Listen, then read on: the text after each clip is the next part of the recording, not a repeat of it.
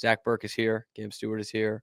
We'll have Scotty and Pete later on in the show. But we've got to get right into this. Yesterday, it happened shortly after we got off the air here. The Boston Bruins have fired head coach Jim Montgomery. Joe Sacco comes in to take his place. So that's why we have to move up our Bruins expert, Matt Barry, to Wednesday. Let's bring Matt in here as the news has finally happened, Matt. I know there are other things that need to happen for this team to even get on the right track, and we'll go over that in due course here. But first off, your gut reaction to yesterday when Jim Montgomery did not survive that embarrassing loss to the Columbus Blue Jackets Monday night. Well, I think there's a couple layers to it. I think that first, it's on the surface, it seems unfair because the roster's flawed, and the players now this is their third coach in 7 years, and you start to wonder if the core has anything to do with the sort of the decline of the team, and also who they brought in this year who haven't been performing at all, and Elias Lindholm and Nikita Zadorov. So, but I thought over time that it was a move that needed to be made because Montgomery just didn't seem to be handling it well, in my opinion. I mean, he had been, sort of pouty. Then he had an incident with Marchand on the bench, and he benched Pasternak, and he's been saying things in the media. He's been acting a lot more like Bruce Cassidy, to be honest with you, saying a lot of things in the media, calling players out, being more direct, even telling the media to kind of find their own answers and write what they wanted to the other day. So I thought that his attitude was kind of rubbing off on the team. He even said he had no answers at one point. And I think the team was starting to play like their coach told them he had no answers, and they were getting lost and they weren't going to be found. And so based off that, like how much of that does fall onto the core? Because I mean, some people can say, well, he tried all he could. He did have a public spat with Marchand. He did bench Pasternak for an entire third period. I mean, he all but healthy scratched some of their best players because they weren't performing. So how much of that does go then like, all right, coach is gone, boogeyman's gone. Now you guys have to friggin' step up here. Well, you'd think that would be the case after Cassidy, when the players basically said we don't want to play for Cassidy anymore, and the management listened and fired him, and then they bring in Montgomery, who's supposed to be more of a player's coach and a different voice and different type of guy, and he was for a bit. And even Montgomery said a couple of years ago that team kind of coached itself. I mean, it had great leadership. It had Bergeron, but it also had Foligno. And guys in the locker room, and then last year it had Maroon. There were there were guys in there who could lead with their voice, and it helped the team. They've lost a lot of that, and this core right now, and the leadership right now, just doesn't seem to be as strong. Now, I'm not a big captain guy in professional sports. I think if you're grown men and make a lot of money, that you should go work as hard as you can. And why do you need some other grown man to tell you how to, what to do and how to play hard and all that? But, it is necessary, I guess. And in this case, the Bruins leadership, has taken a step back. And I think that, Montgomery, I think is a good coach. He's by all accounts a very good guy. But I think that right now the team really has some holes that they need to fill. And but they're not this bad. And last year they had primarily a lot of the same players who won 47 games, and they've added Lindholm and Zadorov and some other guys. So they should be better, at least as good as last year, if not a little bit better. And they're not even close. And that has to fall on somebody. I think both can be true. That management hasn't done a great job, that the players aren't great. All three things can be true. That the players haven't been great, and Montgomery didn't do a great job either. So what do you do first? Well, you fire the coach, because that's what happens in professional sports. Mm-hmm. I think this was a good point. Kind of brought up by Steve Conroy on Twitter. He had said, there was all these people that were ready to drive Montgomery to the bus stop yesterday. And now they're talking about, he's a good coach, and it's these other people that need to go. And I'm thinking like, yeah, I mean, both those things can be true. And this is what we talked about last week, in that we both think that Montgomery probably is a good coach. We didn't get to see a ton of it because there's a huge disconnect clearly between the team he wants out there and the team that Neely and Sweeney want out there. So there's that, and what we just talked about with the core, and it feels like all that, Chara and Bergeron and Krejci and Thomas and Lucic and however many guys you want to add into that built, it's gone. A year and a half after Bergeron retires, it's gone. And it just amazes me that this is coach number 3 they get to fire. Yeah. Jack Adams, as we now know, but 3 Jack Adams Trophy winner. I mean, here's the thing. Typically, general managers don't get to do that. Now, this is a different case. The Bruins have had 4 general managers in the history of the world. Like, they just don't have, he's sent in forever. O'Connell, Chiarelli, Sweeney is basically what it is. So, and Sweeney's been here 10 years, and he's, buddies with Charlie Jacobs, and Cam Neely is untouchable. He's Mr. Bruin. So they're not going to go first. They're going to go if it absolutely collapses. But here's the thing. The clock starts now on those guys, because now you can't fire another guy. You can't. The next hire, if they do make it, if they're able to make it, is going to be their last. I mean, they can't keep doing this. So at some point, the well runs dry there for them. I don't think Neely will ever be gone until he wants to leave. But I think Sweeney could be, if they don't make the playoffs. And at the end of the day, that's what matters to the Jacobs family. Get me some ticket gates, and we're fine. And if they don't, then that's the only way you can be fired as general manager of the Bruins. So if they don't make it, that could happen. Okay, perfect. Because that's the next thing I was going to ask you is, like, what is the shakeup going to need to be? And it's probably not getting the playoff gate. And what we saw the other night, I mean, 2/3 of the building, it empties out with 10 minutes left. And the ones that stay are booing the crap out of them. And I thought should have booed them even louder for what this lousy product they put out this season. And it's gotten to the point where your own hometown color analyst is saying, well, it's going to be pretty easy to get out of the garage tonight. Sure. Like, is that what it's going to take to get the Jacobs to try something else? And I guess the add-on to that question is, are the Bruins now the way that we laughed at the Leafs for years in terms of being, a country club and good old English-speaking Canadians play for the Leafs, and maybe not necessarily on the roster standpoint, but it was always Leafs guys, Toronto guys, and it feels like that's what has been happening with the Bruins. Chiarelli wasn't really a Bruins guy and had some success, kind of screwed him over at the end, and now it's Neely and it's Sweeney, and they're going to promote the guy they've had as the assistant coach for 10 years through a couple of different coaches. Is it all getting too incestual with the Bruins? Well, it has been for years. I mean, with Sinden and with O'Connell, who was a former Bruin.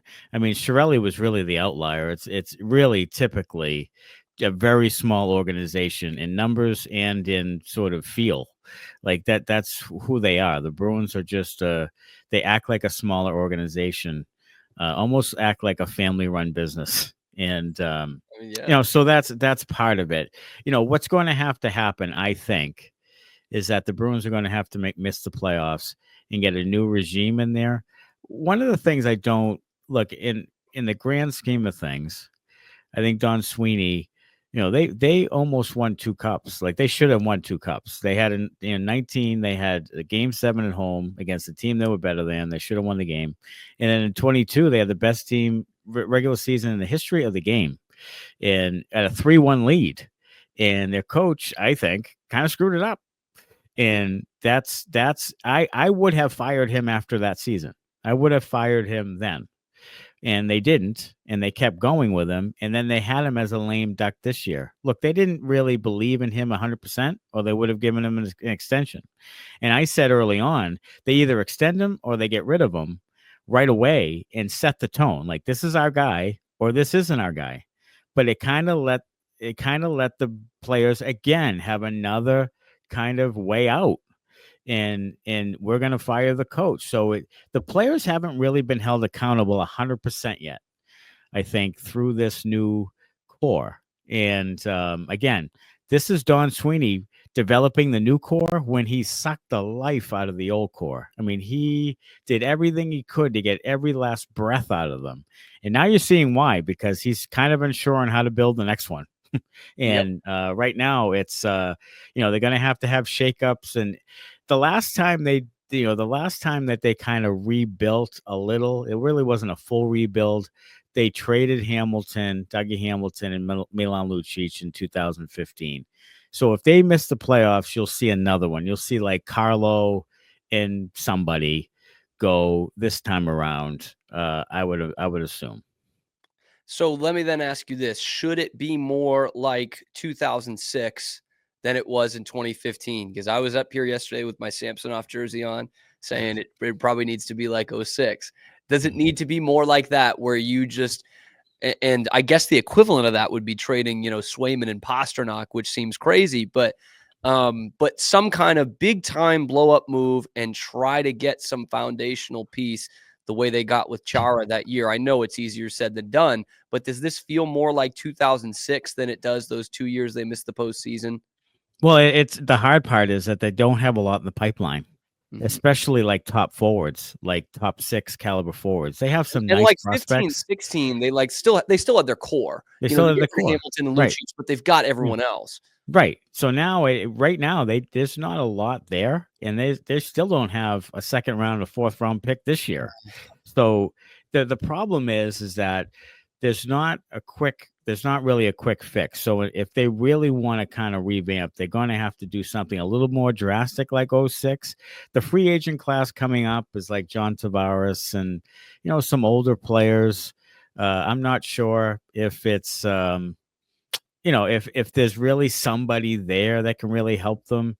I think one of the problems that they had this offseason was they chased the center position and took Lindholm and probably overpaid him for a guy who only had mid-40s points, and now he's coming out of the gate really slowly, to his own admission. And instead of going and trying to get in a winger like a Jake Gensel or someone they know could score 30 or 40 goals and then figure out center later, they go out and try to chase the position. And then they chase the size on the D, which I don't think they really needed 100%. Like, I don't think they really needed Zadorov to the tune of $5 million per year. I just don't think they needed that. So, there were some misses there in the offseason. They got, size happy and sort of lost their way. There's a definite difference in identity where Montgomery wants to move the pace. Sweeney and Neely want bigger and heavier. It didn't mix. It didn't match Montgomery's style. They struggled with zone exits all season long. This disjointed play through the neutral zone all season long. So right now, maybe Sacco can just get back to this is what we do well, and see if they can simplify the game, get a little bit of a spark. They still have a very easy schedule right here the next 2 weeks. They play Utah, and they play Pittsburgh, Montreal. Like, they play some bad teams coming up. Yeah, it's like a 10-game stretch, and we've been like 2 of them. Yeah, right. Lost both, but you've only been right. It started out like I thought that, hey, they could go 8-2 right here. You wait, and then they lose the first 2, and so Steve, it still could. Still go 8-2 right here. But I don't know. It's going to be interesting to see if they salvage anything. I don't think Sacco becomes the new coach. I think this is purely interim. I think they're selling it as he might have a chance. I don't think so. I think they're going to go with somebody completely different, and he's just going to be the stopgap. He's been the 10-year guy. He's been the loyal Bruin guy. They'll give him the shot at it, and maybe he can get something else if they do pretty well. Mm-hmm. I think they're doing him a solid, really. So it'll be interesting to see if because this team has good players. Like, I think we get a little bit caught up in Bruins cynical nation where we love to hate our team and we say how everybody sucks. But at the end of the day, there's some good players here. So if they can get it together and they can get the goaltending back and their defensive structure back, they can win some games and make the playoffs. Really, and I really would expect it if they did, because they're the teams beneath them. Ottawa and Detroit, and they're not super great either. So they can definitely still make the playoffs. So looking at so Joe Sacco, interim basis. Do you see that as interim till the end of the season? Mhm. Or is it one of these like, well, we're kind of on the lookout right now? I see it as interim till the end of the season unless they completely still hit the skids. Like if it's still not working and they're still playing pretty bad hockey, then they may go out and try to get their guy. But I would assume that this is going to be to the end of the year. And like I said, have Sacco. If they make the playoffs, it could help Sacco's career because he wants to be a head coach again. I Mhm. don't think it'll be here, but they could kill two birds with one stone here and potentially get a spark, make the playoffs, do what Charlie Jacobs wants them to do, and also do a solid for Joe Sacco and get him another job. Yeah. Joe Sacco obviously does have some head coaching experience. He Coached does. the Avs. He Yeah. actually he had one of the great coaching jobs in Avs history for what it did for them afterwards. So Mhm. his last year, they bottomed out and they They end did. up getting a top pick and they Yeah. get Nathan McKinnon. Yeah. And 8 or 9 years later, they win the Stanley Cup. Yeah. So there's some thanks to go around for Joe Sacco. So how bad does it need to get, or what point in the season do we need to get to for you to say, screw it, just tank the thing? I would say typically it's by American Thanksgiving that you have to be in the playoff hunt. I think the Bruins will still be there because there's such a logjam. It's only a week away. So now I would say Christmas. If you're not righted by Christmas, uh, and toward the first of the year, then you have to really make because then the trade deadline's around the corner. After the Four Nations tournament, trade deadline comes. Like then you have to really decide who you want to go with, who you want to try to put out in the market, what your purpose is. Do you want to get picks? Do you want to get prospects? My podcast partner wants them to make a trade try to get like an Alex Turcotte or someone who is a high draft pick, hasn't panned out, maybe still has some potential. You had a Maybe you try chance. to You get had a those chance at guys. Pierre-Luc Dubois. Pierre-Luc Dubois, Go guys like after that. him. Yeah. But the other thing is too is that you really have to determine first and foremost what kind of hockey team do you want to be? What do you what I mean, what are you going to how are you going to build your roster and how does it fit? Florida does an unbelievable job at this. Like everybody has the same plan. They play the same way. They have done a great job in roster construction. The Bruins have to figure out what do you want to be? And this is a faster league than they want to believe. I don't think the size and all that stuff is really what matters. I think what matters is speed and skill and toughness, and those things. I don't care if you're 6'5", if you're not that tough, you're not winning battles, what difference does it make? If you're not getting in front of the net and causing some havoc, what difference does it make? So they have to figure out who they want to be. I look at that Panthers team because I was thinking about pretty much that exact sentiment you were talking about. I was thinking about it the other night, and I'm like, Brandon Montour's not that big. No. Evan Rodriguez is not that big. No. But he gets in the corners. These guys, they get in the corners. They play good, sound defensive hockey. And like you just said there, they get to the friggin' net. And this team, I'm like, you don't have the skill right now to outskill everybody. Just throw everything at the net. That is where I've been at for like 3 weeks now. Right. David Pastrnak in a big game, just 0 shots on goal. 0 shots on net. Incredible effort. Incredible, truly. But this felt really dire Monday night. And It did. I know it's better than what most teams dire. Right. And I said like Montgomery's probably the 8th thing wrong with this team. Like it's probably not even his fault or whatever. But your team can't look like that when you're the coach. Like it just can't. Like this is what I don't get with people. Like people are saying, "Well, geez, what a disservice." But your team looked so bad and is so much more talented than that. Then how would you keep your job? How would you justify that? Like some of that is on you. Like I get it. He was dealt a bad hand, sure, but some of that has to be on you. And again, you don't fire everyone else. You have to fire the coach first. That's your first crack at it. That's your first, little try at getting a spark. Is firing the coach. It's the easiest thing to do. His contract is ending. It's such a layup. And he didn't make it any harder for them. Like, he made it pretty easy for them by sort of acting the way he did the last month. Yeah. So I don't really have that much sympathy, just because I thought he could have handled it better.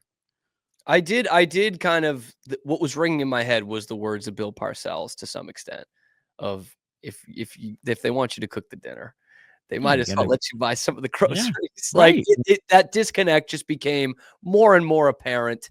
Like night after night after night, it was like, this is not. No one's on the same page. Well, here's another little sneaky thing he did a couple weeks ago. I don't know if you noticed this, but he said someone asked him about roster call ups, and he said, "Well, that's Don Sweeney and Evan Gold." Like, not me. So it was a little subtle thing of like, I don't pick the roster, so these are the guys they dealt me, and that just seems wrong in so many levels. Like, so I get that part. Like, that's stupid. Like, you know, this guy wants to play a certain style, and you're force feeding him these guys that, Jeffrey VL. No offense to Jeff, but what difference does it make? Why doesn't so you take out Cole Koepke just to get Jeff VL in there to have one how to play a little bit stupid fight, and that's it? Like, he had no shots. He just played 7 minutes. Like, what are you doing? Like, I just some of the moves they make that are just like, honestly, moving deck chairs. It was just getting to be ridiculous. And I almost felt like Montgomery at the end was just kind of doing things just to show people how bad the roster construction was, just to kind of prove a point, little subtle little moves. And I think that that's what he was doing, is just saying, this isn't my fault. Like, these guys are lost. So he might be remembered as a martyr in like 5 years if they win the cup. He might. I mean, he might. He will be the one that warned us all.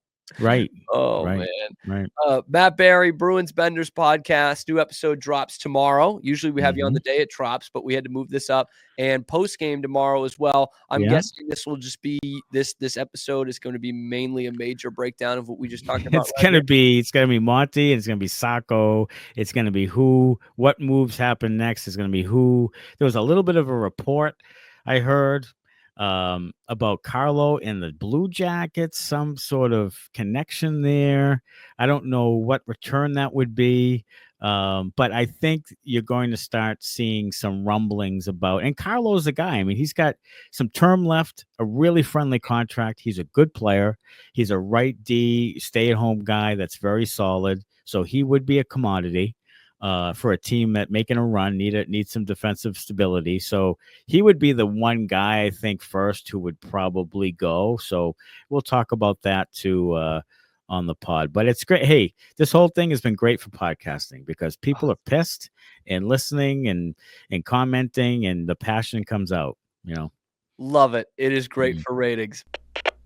We are Rogue Media Sports.